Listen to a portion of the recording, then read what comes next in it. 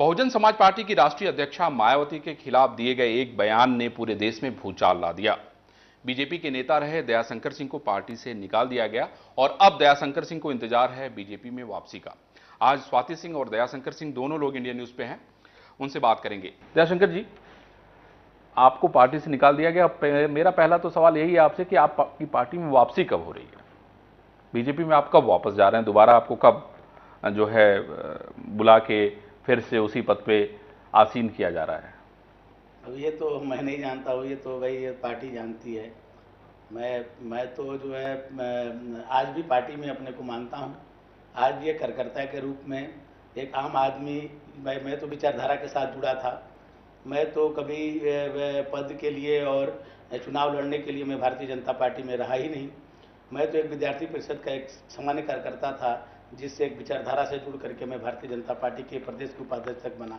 ये पार्टी हमको समय समय पर दायित्व देती रही और आज ठीक है हमारे पास पद नहीं है, लेकिन हमारे जैसे लाखों लोग भारतीय जनता पार्टी के विचारधारा को मानते हैं। मैं भी एक उसी जमानत पर छोड़ दिए जाने के बाद अब तो नेताओं का फोन आ रहा होगा। पहले तो मान लीजिए हो सकता है कि कोई फोन टेप हो रहा हो, कुछ हो रहा हो। बड़े नेताओं से किसी से बातचीत हुई कि भाई अब इंतजार करो, बस मैं पार्टी में हम लोग बुलाने वाले हैं आपको? देखिए, ऐसा नहीं है। पहले भी मैं जेल में भी था और जेल के पहले भी भारतीय जनता पार्टी के हजारों कार्यकर्ताओं का स्नेह प्यार मुझे, क्योंकि मैं एक दिन में भारतीय जनता पार्टी में नहीं आया था। मैं तो वर्षों से भारतीय जनता पार्टी में काम किया हूँ। आप देखेंगे मेरे, ये देखिए आप रट, आज से 2 साल पहले विधानसभा पर जो धरना हुआ था, मेरे जो इसमें रट लगा हुआ है, मेरे 2 अंगुलियां टूट गई। मैं बहुत सारे मित्रों के साथ लाठियां खाई, बहुत संघर्ष किया और बहुत संघर्ष के बाद मैं भारतीय जनता पार्टी के प्रदेश के उपाध्यक्ष बना। अब क्या बनेंगे? काम किया। अब तो इसके पहले भी 10 बार पार्टी ने बनाया, अब क्या बनाने जा रहे हैं? क्योंकि अब तो उन्होंने आपकी प्रतिभा भी देख ली। नहीं, देखिए, संघर्ष करके आप बाहर आए। नहीं, संघर्ष किया, उस संघर्ष का हमको प्रतिफल भी पार्टी ने समय समय पर दिया और जब पार्टी ने जो कुछ कहा उसको मैंने किया और पार्टी ने निकाला भी तो उसको भी मैं एक अपने अनुशासित पार्टी के सिपाही के रूप में उसको स्वीकार भी किया। तो अब आपको इंतजार है पार्टी में वापसी का? पार्टी जब कहेगी मैंने तब मैं पार्टी के लिए ही हूँ और मैं तो कभी इसके सिवा मैंने कभी सोचा नहीं। और कभी मैं विधायक और एमपी बनने के लिए सोचा होता तो मैं बहुत पहले किसी और दल में, जैसे मैं शॉर्टकट अपना करके जा सकता था, लेकिन शॉर्टकट अपनाने के लिए कई बार मौके मिले लेकिन आपने अपनाया नहीं। नहीं, मैं तो देखिए पार्टी अभी 2 महीना पहले कि 2 महीना पार्टी 2 महीना पहले हमको विधान परिषद का चुनाव लड़ाई थी, जो कि मैं जानता था कि मैं चुनाव नहीं जीत सकता हूं, लेकिन फिर पार्टी ने कहा कि आपको लड़ना है तो मैं लड़ा और दूसरे दल से 12-13 विधायक हमको वोट दिए थे। दयाशंकर जी, एक बात ये बताइए कि मायावती जी के खिलाफ जो आपने बयान दिया, अगर मायावती जी कभी मिलेंगी, आपको आमना सामना होगा तो आप उनसे बेहिचक माफी मांग लेंगे? जब मैं सार्वजनिक माफी मांगा और आपके मीडिया के माध्यम से लाखों करोड़ों लोगों ने देखा कि मैं माफी मांग रहा हूं, तो मायावती जी यदि व्यक्तिगत मिलेंगी तो इसमें हमको कोई गुरेज नहीं है माफी मांगने में। और मायावती जी हमसे बड़ी हैं और मैं उनका बहुत सम्मान करता रहा हूं। और मैं तो आपको चैनल के माध्यम से बताऊं कि मैं तो स्टूडेंट पॉलिटिक्स से आया हूं और लखनऊ यूनिवर्सिटी राजधानी की यूनिवर्सिटी है। केवल मायावती जी एक बार गई हैं लखनऊ विश्वविद्यालय में और मेरी आमंत्रण पर गई थी, मैं ही उनके यहाँ मिलने गया था, वो मैं लेकर गया। मैं यूनिवर्सिटी में भी ले आकर के छात्रों के बीच में भी सम्मानित करने का काम किया। तो परिपाटी है, बीएसपी में केवल फांसी की सजा मिलती है और किसी दल में फांसी की सजा नहीं होती है कि बिना पूछे बिना समझे जो निकाल दिया जाए। और मायावती जी यही डिमांड करती रही। मैं पहले तो मुझे पद से हटाया गया, पद से हटाने के बाद वो डिमांड करती नहीं, उनको जो पार्टी से निकालो, संसद में बोलती थी।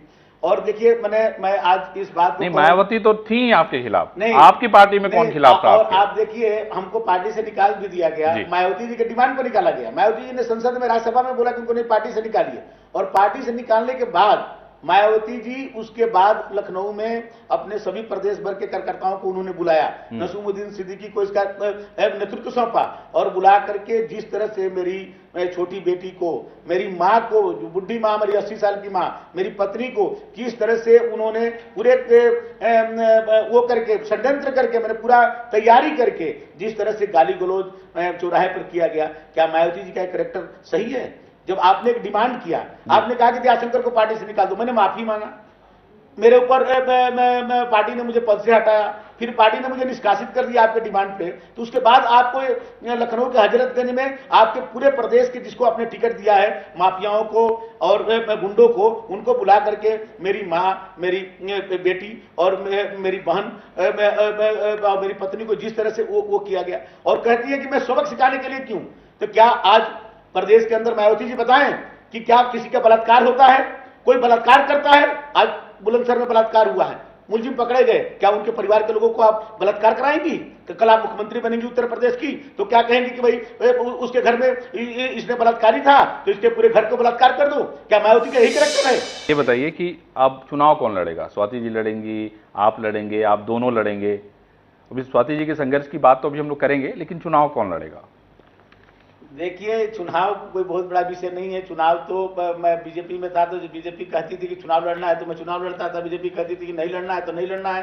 तो हम लोग तो भाई बीजेपी में तो आप नहीं है, बस वो तो खाली एक कागज ही तो फाड़ना है, क्यों? और स्वाति सिंह के जहां तक प्रश्न है, तो स्वाति सिंह कभी राजनीति में नहीं रही, कभी स्वाति सिंह कभी जो है मीडिया में, या कभी मैं चुनाव खुद लड़ा बलिया में 2007 में, या विधान परिषद का चुनाव लड़ा, कभी स्वाति सिंह आप देखे होंगे कभी नहीं पिक्चर में आती थी। स्वाति सिंह को बहुजन समाज पार्टी ले आई, इनको बहुजन समाज पार्टी ने इनको घसीट करके, मैंने हमारी छोटी बेटी के लिए, हमारी माँ के लिए, इनके लिए जिस तरह से अपमानित किया गया, उसके कारण स्वाति सिंह आई, अपनी लड़ाई लड़ने के लिए। यही तो लड़ाई लड़ने के लिए नहीं आई। नहीं, अपनी लड़ाई नहीं, वो तो दयाशंकर सिंह की लड़ाई लड़ रही थी, वो अलग बात है। नहीं, आप मेरे देखिए, हमारे किसी भी चीज में मैं आपके सामने कह रहा हूं, आपके मीडिया के सामने, कि स्वाति सिंह आज तक मेरे कोई भी राजनीतिक चीज में कभी दखलंदाजी एकदम ठीक कह रहे हैं, लेकिन नहीं, परिवार को और अपने को सदैव अलग रखा राजनीति से। नहीं, अब तो मैं आपसे सीधा जवाब चाहता हूं कि स्वाति सिंह राजनीति करेंगी कि नहीं करेंगी? अगर इनको बीजेपी टिकट देती है तो चुनाव आप लड़ाएंगे कि नहीं लड़ाएंगे, या दोनों पति पत्नी लड़ेंगे कि आप अकेले लड़ेंगे? सबसे पहले तो मैं ये बोलूंगी, कोई फ्यूचर को अपने प्रेडिक्ट नहीं कर सकता। नहीं, ठीक है, क्योंकि जो चीजें आज हुई, आज तक वाकई मैंने कभी कैमरा नहीं फेस किया था, मैं कभी फोटो भी नहीं खिंचवाती थी, मुझे पसंद नहीं था। इवन जो भी लोग मेरे घर आते थे, बहुत लोग आते थे, तो मैं नमस्ते भी करती थी तो मैं कभी देखती नहीं थी उन लोगों की तरफ, मैं आंख नीचे करके ही करती थी, क्योंकि मेरा कभी इंटरेस्ट भी नहीं रहा बहुत ज़्यादा लोगों से इंटरेक्ट करना और सब।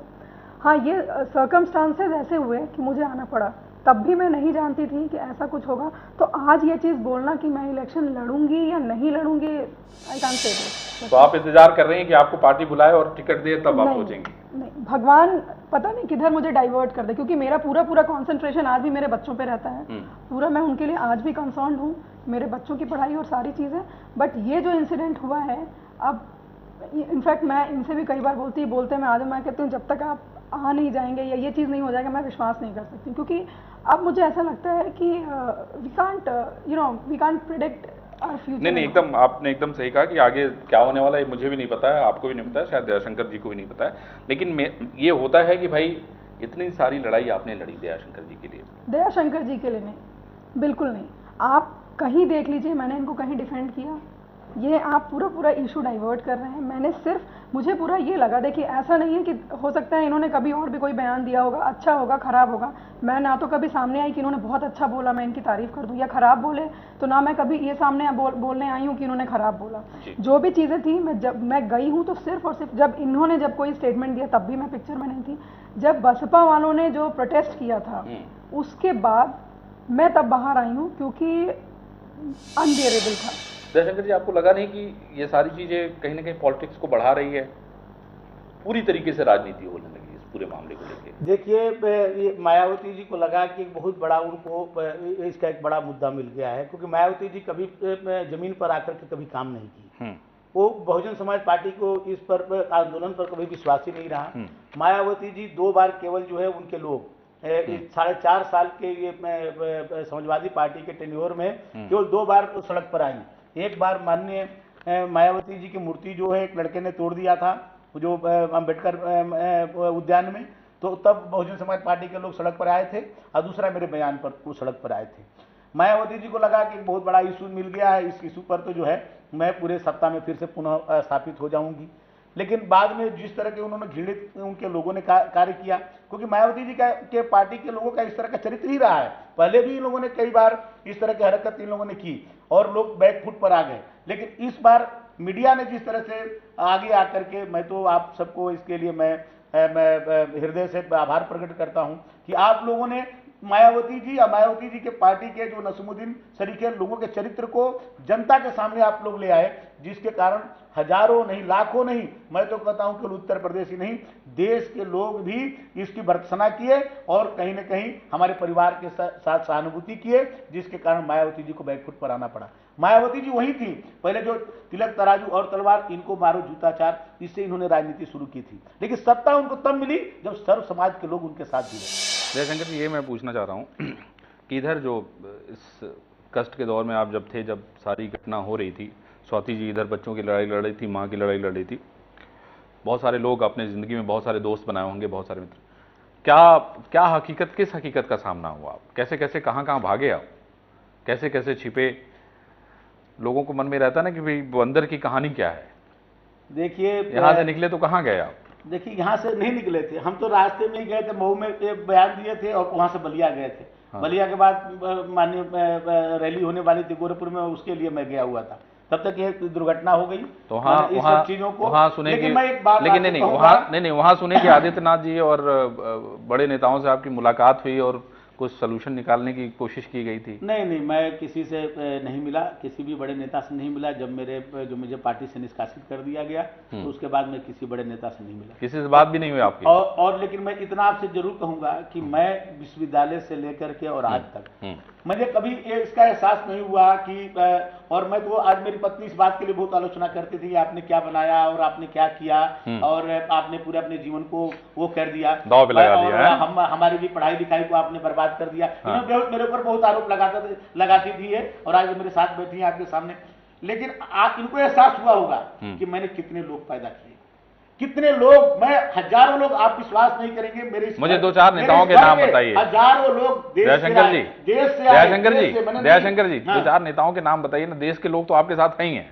नहीं, नेता कौन सा था? मेरे साथ के कौन था? देवेंद्र फडणवीस जी ने फोन किया, आपके साथ रहे वो? अरे देखिए, जेटली जी ने फोन किया, देखिए फोन, धर्मेंद्र जी ने आपको पूछा। देखिए मैं तो कह रहा हूं, मैं एक छोटी सी गलती थी, अब ककरी के चोर को फांसी की सजा नहीं होनी चाहिए। मैं तो ककरी के चोर था, गांव में कहते हैं भाई कि भाई एक ककरी को चुरा लिया खाने के लिए तो उसको आप फांसी की सजा थोड़ी दे देंगे। तो इसलिए सभी का प्यार और स्नेह हमको मिला, पहले भी मिला और आज भी है हमारे साथ, सबका धन्यवाद। पार्टी मुझे थोड़ी मानती है, आपके नेता जो है आपसे प्यार करते रहे, निश्चित तौर पर प्यार करते हैं, इतना प्यार और स्नेह करते हैं कि पार्टी मुझे कुछ भी नहीं देगी तब भी मेरा पूरा जीवन इस भारतीय जनता पार्टी के लिए। नहीं, अब तो पार्टी आपको देने के लिए तैयार है भाई। नहीं, अब आपको लड़ाना चाहती है, स्वाति जी को लड़ाना चाहती है।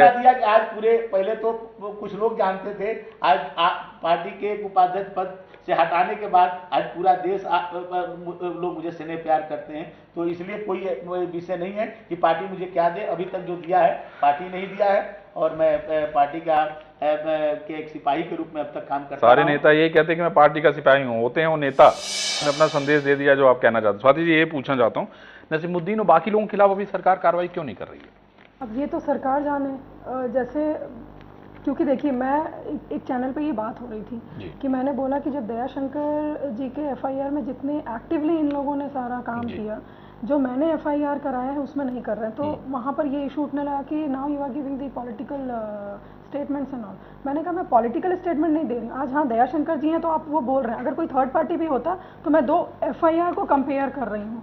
और मतलब बहुत चीज़ें मैंने चैनल पे ही सुनी कि मुख्यमंत्री जी ने बोला है कि अभी राखी का त्यौहार आ रहा है, भाई बहन मतलब राखी बांध लेंगे तो ये सारी चीज़ें खत्म हो जाएंगी। तो मुझे ये दुख होता है कि जिस प्रदेश के मुख्यमंत्री ऐसे हैं, क्योंकि देखिए मुझे इनका नहीं पता, मैं तो ये अपने आप को एक सामान्य औरत मानती हूँ, सामान्य औरत हूँ, और हम किसी को क्यों मुख्यमंत्री बनाते हैं। यहाँ तक कहा कि केवल दयाशंकर की गाली के लिए उनकी माँ और पत्नी को दयाशंकर का विरोध करना चाहिए।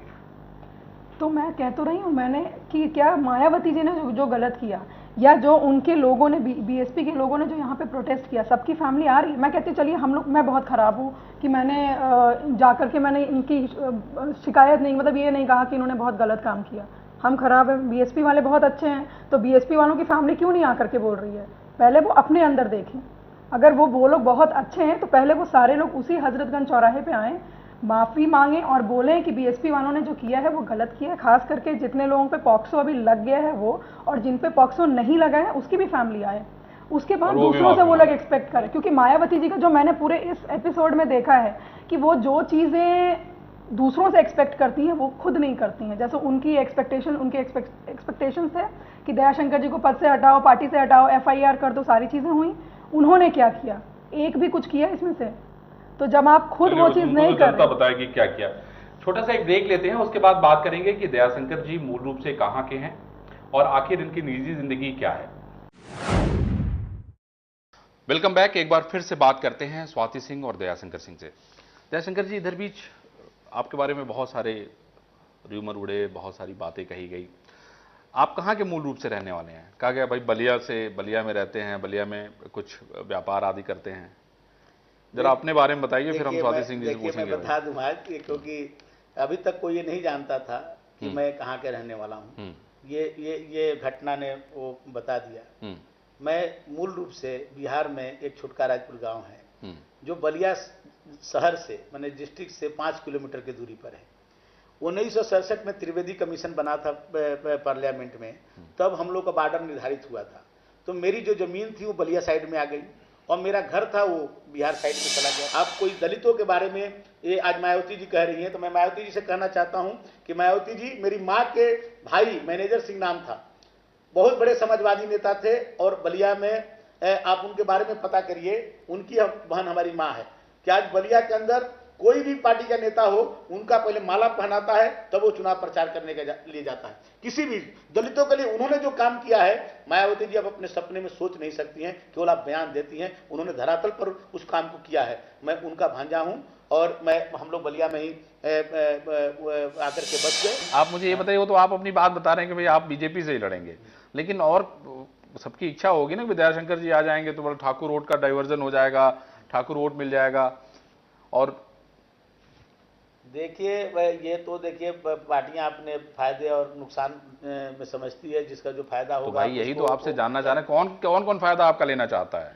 नहीं, अब फायदा देखिए, फायदा के लिए कुछ नहीं है। मैं तो इस लड़ाई में जिन लोगों ने सहयोग किया, आप मुझे बताइए, सभी दल के लोगों ने इसमें सहयोग किया, मैं सबको बधाई देता हूं। दल कौन सा था? कांग्रेस था, समाजवादी पार्टी थी, एक बहुजन समाज पार्टी को छोड़ करके सभी दल के लोगों ने इस मेरी लड़ाई में मेरे परिवार के साथ रहे। मैं सबको इसके लिए मैं धन्यवाद देता हूं। स्वाति जी, जब आप ये लड़ाई लड़ रही थी तो समाजवादी पार्टी के कई ठाकुर नेताओं ने आपको फोन किया, राजा भैया ने फोन किया, गोप ने फोन किया, किसी से बात नहीं हुई? नहीं, इन लोगों से मेरी बात नहीं हुई है। हाँ, लेकिन पार्टी के लोगों का फोन आया, मुझे नाम नहीं याद है, कांग्रेस के भी लोगों का फोन आया, सपा के भी लोगों का फोन आया, कई लड़के भी आए मिलने के लिए जो सपा से रिलेटेड थे। दयाशंकर जी, उस समय ये भी बात कही गई कि आप और स्वाति सिंह दोनों लोग अलग रहते थे, आप लोगों के बीच में झगड़ा और बवाल है, आप किसी ने FIR एक दूसरे के खिलाफ दर्ज करा दी है, तो क्या सच्चाई है? अच्छा, ये हकीकत बताइए कि आप लोग साथ साथ रहते हैं कि अलग अलग रहते हैं? देखिए, हम लोग साथ साथ रहते हैं और झगड़े, यार ये झगड़े ने आपको साथ साथ कर दिया, दोनों बातें बताइए भाई। नहीं, झगड़े ने कभी नहीं, हम लोग जो है साथ साथ रहे और शादी के दिन से ही हम लोग आपस में झगड़े करते रहे हैं। ये जानना चाहता हूँ कि इस बवाल ने आपको और स्वाति सिंह जी को मिलाया? ये कहा जा रहा था कि दोनों लोग अलग अलग रह रहे थे। आप बात कर रहे हैं, अभी 6 महीना पहले आप जो है गोवा के गवर्नर हाउस में हम लोग एक सप्ताह गवर्नर हाउस में रुके रहे। वहां सरकारी मेहमान थे, हम लोग जनवरी के महीने में गए थे। तो इससे लोग कहने लगे कि भाई लोग अलग अलग रह रहे हैं। अरे कुछ नहीं, मैं रात में यहाँ रहता था, सुबह में वहां मिलता था लोगों से। तो अब इसको कोई कहे तो, यानी यहाँ भी आपके विरोधी सक्रिय थे? यहाँ भी आपके विरोधी सक्रिय थे? नहीं, देखिए, हमारे विरोधी तो सदैव से सक्रिय रहे हैं और मेरे हर चीज को पता करते हैं, लेकिन आज तक मैंने कुछ हमारे बारे में कभी आज तक कोई प्राप्त नहीं कर पाए। और ये अवसर मेरे मैनेजमेंट इतना बढ़िया है कि जबान फिसली की अवसर मिल गया कि ये सब बातें करने का उनको अवसर मिल गया। नहीं तो आज तक मैं तो कभी किसी से डरता नहीं हूँ, न कभी डर करके राजनीति की। मैं भारतीय जनता पार्टी में मैं एक सिपाही के रूप में भी बहुत अपने मजबूती के साथ अपनी बात को रखता था। कभी मैं वो किसी से डरा नहीं। एक और आरोप लगता है कि आपके भाई की पत्नी जो है वो, उनकी पत्नी को घर से निकाल दिया गया, उस पर FIR दर्ज हुई, ये इसमें क्या सच्चाई है? आप देखिए, वही FIR आप लोगों ने दिखाया था, उसी FIR को आपने दिखाया बार बार। ये बताइए कि उसमें कहीं न कोई ये न मुलजिम है, न कोई हम मुलजिम है, न कोई मुलजिम नहीं है उसमें। ये बताइए, किसी के घर में कोई बात को लेकर के बरसों पुराना कोई मामला हो तो इस मुद्दे से क्या लेना देना है? मैं मायावती जी और मेरे झगड़े से इसका क्या लेना देना कि मेरे परिवार में, रिश्तेदारी में कितने झगड़े हुए, वो उस झगड़े से, इस झगड़े से क्या मतलब है? ये तो डाइवर्ट करने के लिए ये मायावती जी, नसीमुद्दीन का पैसा, नसीमुद्दीन बहुत कोशिश की है इसके लिए, बहुत हर साम दाम दंड भेद सब अपनाए कि वो ये चाहते हैं कि उस मुद्दे को डाइवर्ट करा जाए। अरे भाई वो एक अलग इशू है। यदि आप ऐसा बात करते हैं तो मैं तो कहना चाहता हूं, क्या मायावती जी के बारे में नहीं कहा गया? क्या दीनानाथ भास्कर ने नहीं कहा कि मायावती जी की शादी, उन्हीं का मंत्री था, उसने कहा मायावती जी की शादी हुई, मायावती जी की एक बच्ची है जो विदेश में रहती है, उनका पति सिपाही था। अगर लड़ने की बारी आई तो मायावती के खिलाफ लड़वाएंगे? मैं चैलेंज करता हूं कि मायावती जी स्वयं आकर के लड़ें, और यदि उनमें दम नहीं हो तो नसीमुद्दीन सिद्दीकी को ही लड़ा दें इनके खिलाफ में, तो उनके खिलाफ नसीमुद्दीन का बेटा भी लड़ेगा तो भी लड़ाएंगे आप? नहीं, नसीमुद्दीन लड़े, या तो मायावती लड़े या नसीमुद्दीन लड़े, और जहां से लड़े। मैं प्रदेश के, हम कहते हैं कि भाई सहारनपुर से लेकर के बलिया तक सीट और तय करें, और स्वाति सिंह लड़ेंगे। लोकसभा में भी लड़ाएंगे? तो इसलिए कि हम चाहते हैं कि हमारी लड़ाई तब खत्म होगी जब नसीमुद्दीन सिद्दीकी को सजा मिले, जब मायावती को सजा, मायावती खुद इसमें मुलजिम है, 120B का मुलजिम है इसमें, और आज तक कोई कार्रवाई नहीं। पास्को एक्ट में इसलिए बनाया गया था कि मैंने समय के अनुसार उस पर निर्णय हो जाए, जल्द से जल्द उस पर कार्रवाई हो, न्याय मिले, इसके लिए पास्को एक्ट लगने के बाद 2 महीने में कार्रवाई शुरू हो जानी चाहिए। अभी तक गिरफ्तारी नहीं हुई। बुआ के खिलाफ कार्रवाई क्यों नहीं हो रही? फिर बुआ के खिलाफ कार्रवाई क्यों नहीं कर रहे हैं? देखिए ये जाहिर हो गया है, ये जाहिर हो गया है। मायावती जी इतनी डरपोक महिला हैं, आप देखोगे चार्टर्ड प्लेन से आई, FIR दर्ज हुआ तो संसद का उसमें हवाला दी कि संसद में बोले हुए पर FIR नहीं हो सकता है, लेकिन 120B के मुलजिम बनेंगी, क्योंकि उन्होंने नसीमुद्दीन को भेजा और नसीमुद्दीन के ही नेतृत्व में सब कुछ हुआ। लेकिन आज नसीमुद्दीन इतने हजारों करोड़ का मालिक बन बैठा है, एक होमगार्ड में नौकरी करने वाला व्यक्ति, कि आज वो अपने पैसे के बल पर इस सरकार को भी नचा रहा है, और कहीं ना कहीं ये तुष्टिकरण है। वो उसके वोट भी, एक मुस्लिम वोट के इन लोगों की चिंता है, और दूसरा जो है उसका पैसे का प्रभाव है, जिसके कारण अभी तक गिरफ्तार नहीं है। स्वाति जी, अब अगली लड़ाई क्या है आपकी? देखिए, जब CO से मैं फ़ोन करती हूँ, उठाते नहीं, SSP नहीं उठाती हैं, उनका तो ये बोलना है कि वो अपने भाषण में बोल रहे हैं तो उन पे पॉक्सो नहीं लगेगा नसीमुद्दीन सिद्दीकी पे, तो नसीमुद्दीन सिद्दीकी पे पॉक्सो नहीं लगा, और जिन पे पॉक्सो लगा है उस पर भी ये लोग कुछ नहीं कर रहे हैं, सरकार का प्रेशर है। तो मेरे पास अब एक ही ऑप्शन बचता है, क्योंकि पुलिस वाले कुछ करेंगे नहीं, जो मैंने कुछ लोगों से कंसल्ट किया, एक ही ऑप्शन है कि अब मैं कोर्ट जाऊँ, कोर्ट भी जाऊँगी, और मैं जितने लोग मेरे साथ खड़े थे, चाहे देखिए मैं सबसे मिलूंगी। बार काउंसिल ने भी मुझे, लखनऊ बार काउंसिल ने भी बहुत सपोर्ट किया, वो लोग भी खड़े हुए। प्रदेश में हर एक जगह, मतलब हर जगह से लोग मुझसे मिलने आए, उन लोगों ने बताया हमने यहाँ प्रोटेस्ट किया, वहाँ प्रोटेस्ट किया। मुझे कौन जानता था? स्वाति सिंह या स्वाति सिंह की बेटी को कौन जानता था? तो आने वाले दिनों में हम लोग ये कार्यक्रम देखें कि आप अलग अलग शहरों में नजर आएंगे हमें? बिल्कुल, मैं सबसे मिलने तो जरूर, सबसे पहले क्योंकि मेरे खराब समय में जो लोग मेरे लिए खड़े हुए, मुझे लगता है कि मुझे सबसे जाकर के मिलना चाहिए, और एटलीस्ट सबको धन्यवाद जरूर बोलना चाहिए, और ये लड़ाई मुझे आगे तक ले जानी है। ये ऐसा नहीं था कि मैंने कोई पहला शहर आपका लखनऊ होगा? ऐसा कुछ भी डिसाइडेड नहीं है कि मैं लखनऊ जाऊंगी या कहाँ जाऊंगी, क्योंकि सारे लोग जब मुझसे मिलने आ रहे हैं तो क्या मुझे नहीं, क्योंकि सब कहते हैं कि आप एक मामूली औरत के लिए, एक सामान्य औरत के लिए आप अब इंस्पिरेशन हो गई हो, तो क्यों नहीं जाऊंगी? कि मैं, देखिए, बीइंग अ वुमेन, मैं भी चाहती हूँ कि हर औरत अपनी बात रखे। अगर वो किसी को वो गलत लग रहा है कि कोई चीज उससे गलत कहा जा रहा है, तो वो अपनी बात को बोलना सीखे। तो ये थे स्वाति सिंह और दयाशंकर सिंह, जिन्होंने अपनी बेबाक बात सबके सामने रखी, जनता के सामने रखी। दयाशंकर सिंह को इस बात का इंतजार है कि कब बीजेपी उनको वापस लेती है, और दयाशंकर सिंह जी ने आज एक बात स्पष्ट कर दी कि स्वाति सिंह चुनाव लड़ेंगी, लेकिन वो लड़ेंगी नसीमुद्दीन और मायावती के खिलाफ। तो आपने इस सप्ताह की बेबाक बातचीत देखी। अगले सप्ताह हम फिर मिलेंगे किसी नई शख्सियत के साथ। तब तक देखते रहिए इंडिया न्यूज।